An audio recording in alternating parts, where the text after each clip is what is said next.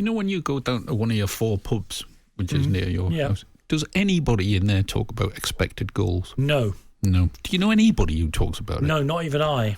Do you think Roy Keane would have signed up for being judged by parameters such as entries into the final third? I don't think so. I mean, because we all know from watching enough football with our own eyes that teams often dominate games, and you can see their expected goals going up and up and up and up, and then the goalkeeper heads one into his own goal because football. Look, I say I really admire the way Brentford have gone about doing it, and it is true. I think it's fair to say that in baseball, where this all stuff came out of, and cricket, where the same action is repeated a million times, I think the data can be very, very valuable.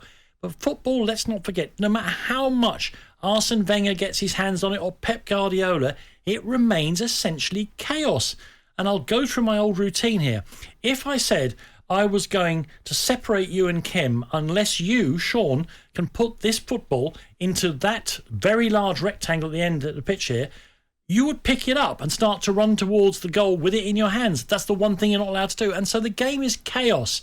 And I know people tell me Manchester City are imposing these great patterns. They've got some great players and they've got a great manager. You cannot make science out of football because it is a mess on most of these pitches. I'm not just talking about Spurs' defence.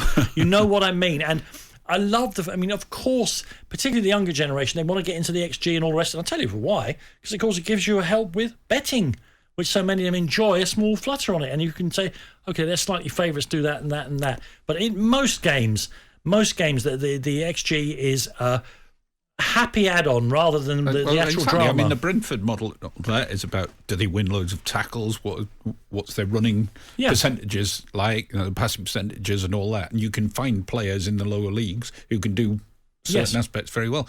Expected goals is just like, it's nonsense compared to those stats. It's just yes.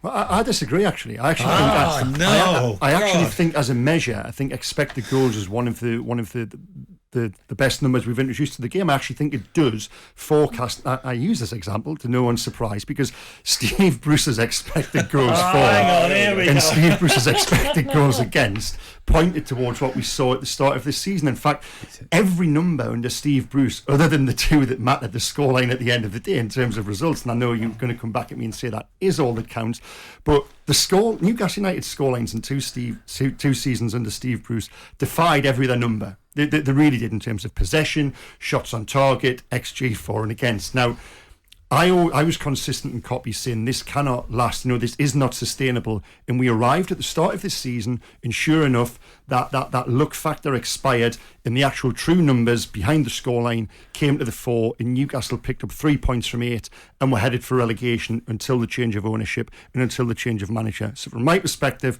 XG has supported what I've seen with my own eyes in the past couple of years in the isolation of Newcastle. I think there's other clubs as well. Manchester United under Ole Gunnar Solskjaer were way outperforming their XG as well. So I think there are good examples of it. I wouldn't dismiss it as readily as you two guys have. I will dismiss it. But you say it was brought into the game. Who brought it into the game? Didn't Match of the Day just bring it? Did it not just start as something on the BBC website? I don't know the company who it is, but I mean, whoever it is, I fully applaud them for it because it's absolutely hated. Well, anyway, there you go. It's on my list with VAR. Let's say no more strongly than that. The Press Box, the ultimate review of the weekend's back pages. Every Monday night from 7 on AM, on DAB, via the talkSPORT app, and on your smart speaker. talkSPORT.